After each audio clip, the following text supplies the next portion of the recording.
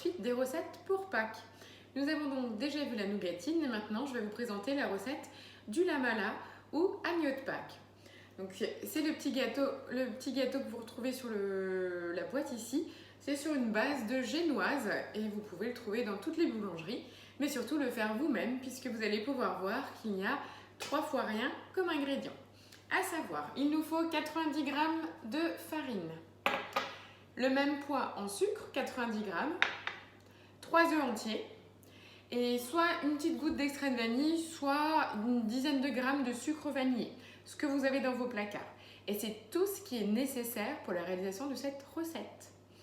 Il nous faut en revanche un moule spécifique, donc c'est celui-ci. Donc moi j'ai des moules en inox, je n'ai pas ceux en terre cuite, donc c'est très facile. Donc j'ai également déjà beurré et fariné mon moule pour vous faire gagner du temps.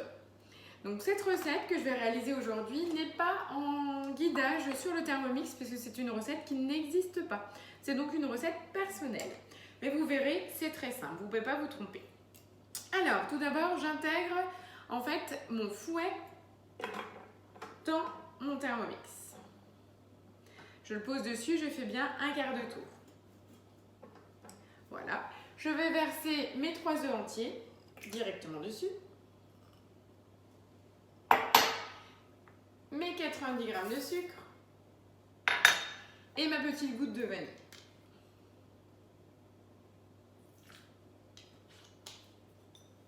Voilà, je referme mon couvercle et je vais programmer 6 minutes.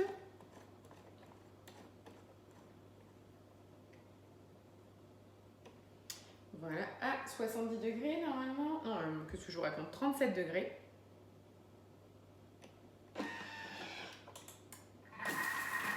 Vitesse 3. Voilà, donc là on part pour 6 minutes. C'est tout ce qu'il y a à faire. On va vraiment fouetter et chauffer pour avoir quelque chose de gonflant.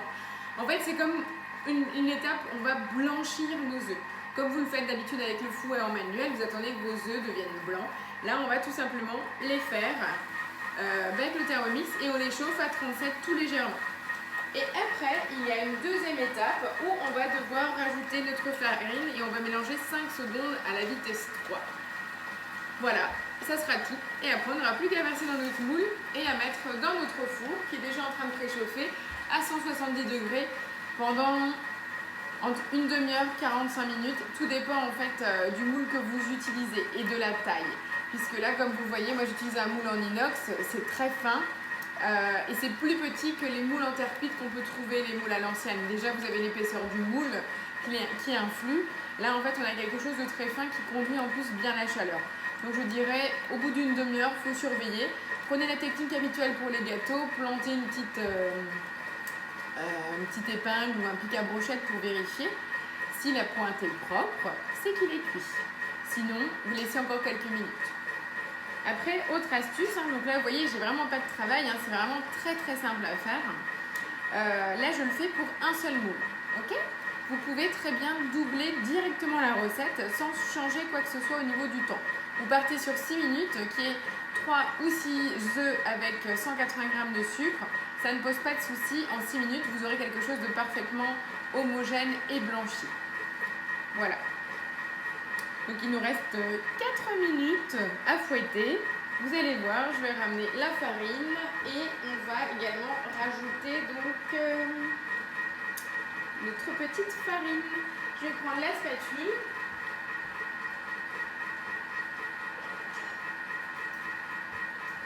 Et comme ça, je serai prête directement pour verser. Donc vous voyez, c'est un moule qui est très facile. Vous avez des petites...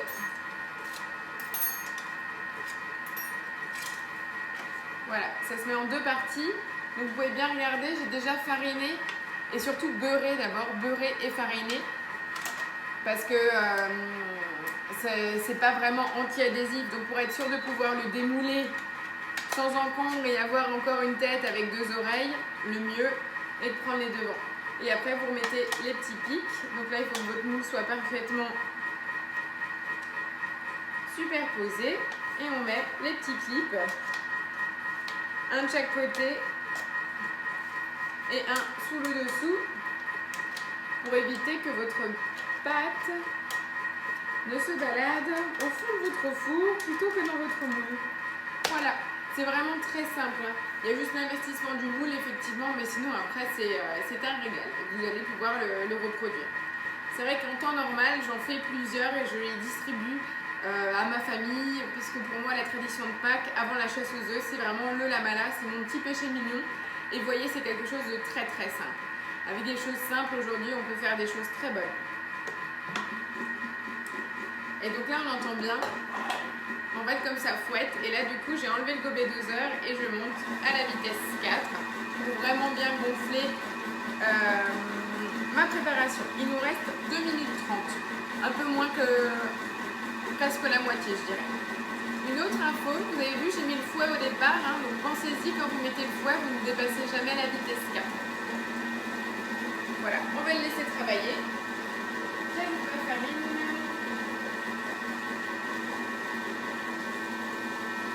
Voilà. Donc je n'ai pas d'autres astuces à vous donner. Alors j'ai aussi découvert une recette salée. En fait, on peut utiliser le même moule. Hein. Après, le moule à la mala s'utilise comme un moule à cake, je dirais. Donc, pour vos fêtes de Pâques, si vous avez envie, vous pouvez soit utiliser la pâte d'un cake salé, tout simplement, à mettre dedans. Ou là, la recette que j'avais, c'est vraiment dans l'esprit du kouglof salé, puisque c'est une pâte salée avec du lard, des noix et du comté.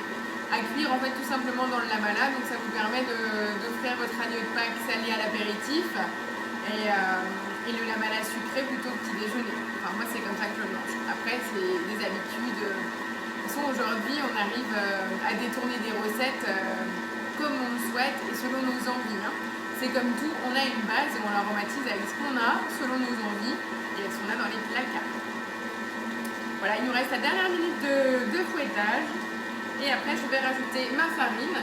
Donc, je ne l'ai pas tamisée, hein, je la verse directement. Vous allez voir, je vais retirer le fouet, je vais verser ma farine et je vais touiller délicatement avec la spatule.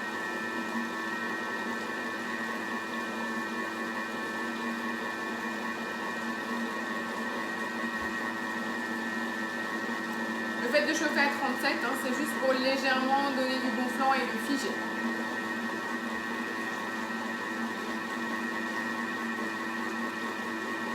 Vous allez voir, pour le peu de matière qu'on a mis dans notre bol, on a quand même une belle texture, quelque chose qui aura bien gonflé, alors qu'on n'a que 3 œufs et 90 g de sucre. C'est assez impressionnant.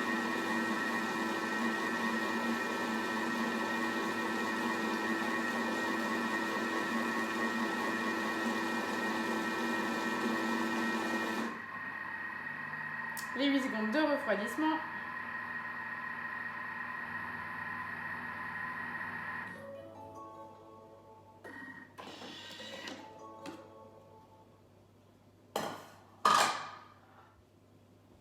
Donc voilà, nos 6 premières minutes à 37 degrés vitesse 4 viennent de se finir. Et maintenant, on repart pour un deuxième temps de fouettage, toujours 6 minutes. À part que cette fois-ci, on ne va pas chauffer la préparation, on va juste l'émulsionner. Et toujours à la vitesse 4. Voilà, donc cette fois-ci, on ne chauffe pas. Donc il y a 3 étapes en tout et pour tout. 2 fois 6 minutes de fouettage, on rajoute la farine et c'est terminé. C'est exactement la même base qu'une génoise quand vous voulez faire votre gâteau roulé, à part que vous allez en fait le verser sur une plaque avec un silicone en cuisson au four. Voilà. Donc on repart pour 6 minutes.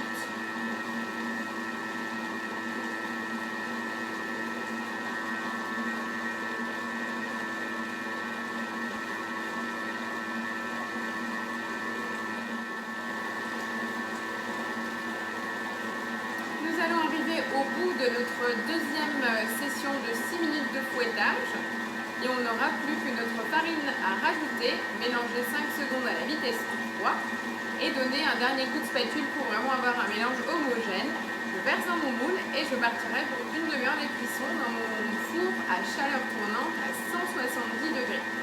Comme d'habitude, ne prenez pas note de la recette, je vais la partager en dessous de ma vidéo.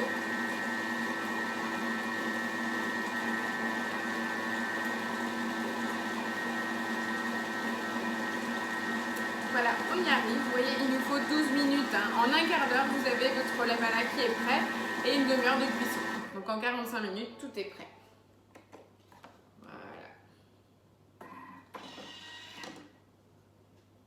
Je vais retirer mon fouet.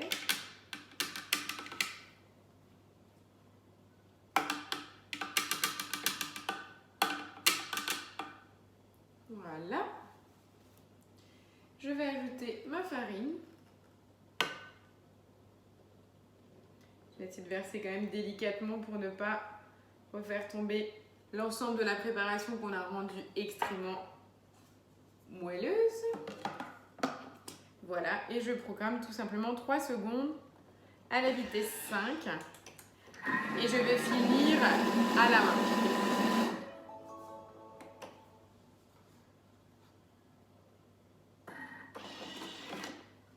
Voilà. Je vais donner un petit coup de spatule final pour racler mes parois.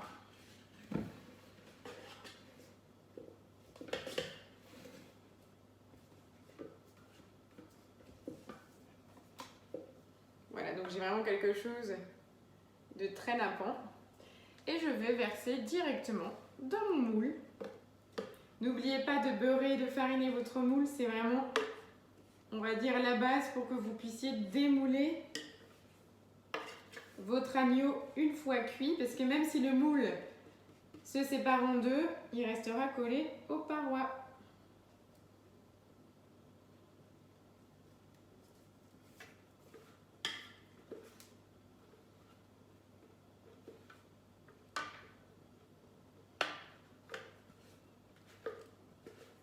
Voilà, je racle. Ça me fera la dose parfaite pour mon moule. À savoir qu'il faut rester quand même bien à 2-3 cm de la hauteur finale de votre moule. Hein. Ne soyez pas trop gourmand à vouloir remplir jusque la hauteur puisque ça va gonfler. On va vraiment avoir quelque chose d'extrêmement moelleux. Donc il faut vraiment laisser de la place. Et voilà. C'est prêt. Alors, je ne peux pas vous montrer, il me reste 2 cm avant la hauteur de mon moule. Donc je l'ai posé sur une plaque parce que c'est plus facile et maintenant mon four est en chaud, je vais le mettre en cuisson pour une demi-heure. Et je vous retrouve tout à l'heure.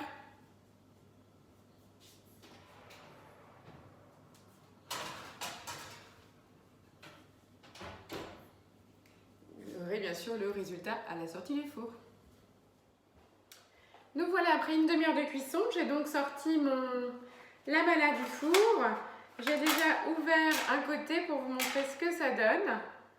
Et là, je vais pouvoir le mettre sur son plat final. Et vous avez vu, sans encombre, le fait d'avoir bien beurré, j'ai mon lamala tranquille, posé sur mon plat. Et je n'ai plus qu'à saupoudrer en fait de sucre glace après complet refroidissement. Voilà. Vous voyez, c'est vraiment pas de travail, donc investissez dans un petit moule, vous en trouvez même d'occasion et du coup, vous pourrez vous faire plaisir pendant tout le week-end pascal. Voilà, sur ce, je vous remercie, je vous souhaite une très belle fête de Pâques, profitez de votre famille, prenez soin de vous, ne mangez pas trop de chocolat, à la semaine prochaine.